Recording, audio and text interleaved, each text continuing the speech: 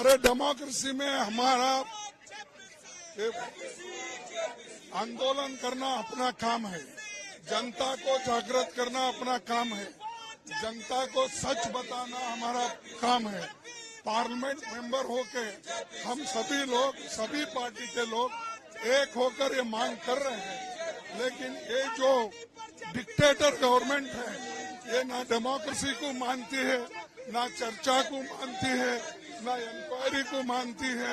सिर्फ वो चाहते हैं कि उनकी बात चले और लोकतंत्र के हिसाब से, संविधान के हिसाब से वो चलना नहीं चाहते हैं।